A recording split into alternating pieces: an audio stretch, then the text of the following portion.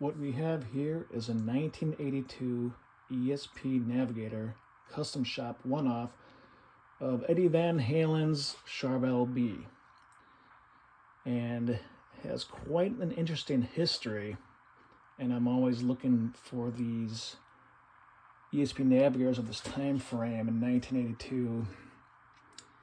They usually had, it's this black, it says Navigator produced by ESP with a silver outline. That's right around the 1982 time frame. And this is basically their custom shop. So you see a lot of interesting, rare, early hardware. Now, it's technically illegal to build this, but in Japan, they didn't really care. They were building a lot of illegal Van Halen clones, so they could get away with a little more things, but it seems like they eventually stopped sometime in 83. So Eddie Van Halen had his in 1978. It went through a couple variants. The first one was like this. It had the Strat trim. And eventually he had a very early FRT1 Floyd Rose, the first Floyd Rose. And eventually Grover Jackson started making these without his permission and became illegal. It sent the cease and desist, but in Japan, they said, well, we don't care, we're going to make some anyway until they really tell us to stop. And they did, eventually. But anyway, so these ESP Navigators, so right around 80, 81, it just had a regular black Navigator logo. And these ones right here, it says Navigator by ESP. I can't figure out the exact dates, but most of the ones I see are between 82 and 83. You can tell this is around 82. Another reason is because the headstock is the Fender headstock. And right around 82, Fender was sending cease and desist to stop copying the headstock. And when I was looking at the 83 catalog for ESP, they kind of switched it to a different headstock. So that's how you can kind of determine the years on these. I also see this logo on some of those 83s as well. But in a lot of the 80s, 81s, I think they didn't have that silver outline. Maybe I'm wrong. If I am, let me know. Anyway, the specs on this are really interesting. Whoever made this at the ESP custom shop, they knew what they were doing, especially with the limited information they had back in 1982 with the B. Now we know a lot more. So this particular one has a mahogany body. Back then, in a lot of the interviews, people thought it was made of mahogany, but now we know that it was made of ash. This is the iteration of, again, the first variant. It had the Strat trim. This is a DiMarzio Super Distortion in black.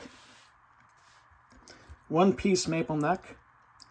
The neck is very similar to the ESP Kramers of the same time frame because they're probably made at the same factory. It has the Schaller double tabs. I really like these.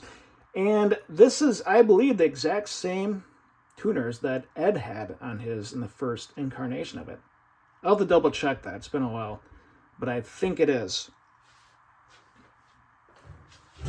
The back of the guitar, this plate is pretty common of that era. The stripes aren't exactly like Ed's, but it's close. And like I said, back then, they didn't really have a lot of photos of the back. So there wasn't much to go off of. They seem to put a lot of effort into it. There's no serial number on this one, although some do have serial numbers. One really interesting thing about this is these ESP crazy locking tuners, which based on my research, I believe are the second locking tuners ever. I think Spurzel had one. I think these are the second. These are crazy, and there's a lot of good things and bad things about it. So what these do is you can take any tuner basically, and these screw down underneath the tuners, and you can move it in place, and you can see the strings go through, and you lock it by screwing it, making this tight, and locking the string into place. There is one gigantic problem though, is that when you do that, especially on the high strings, while you're clamping it, it moves the string over. Let's say you got it perfectly in tune. You start clamping it, locking it down, and it moves the string that way, and they usually go sharp. So you almost have to treat it like the early vintage non-fine tuning Floyd Roses, where you had to kind of predict where it was going to land. So if I know this is going to go sharp, I gotta detune it, make it flat, and then pray to God that it's going to be in tune once it locks down. It's actually not as bad as I thought it would be. I work with a lot of those old non-fine tuning Floyds. Those ones you have to do 2 strings at a time and then lock down. That's kind of a pain. These ones, it was actually not bad if you use a strobe tuner to have a visual. There is one good thing about this as well. There's a lot of surface area where the string clamps down to.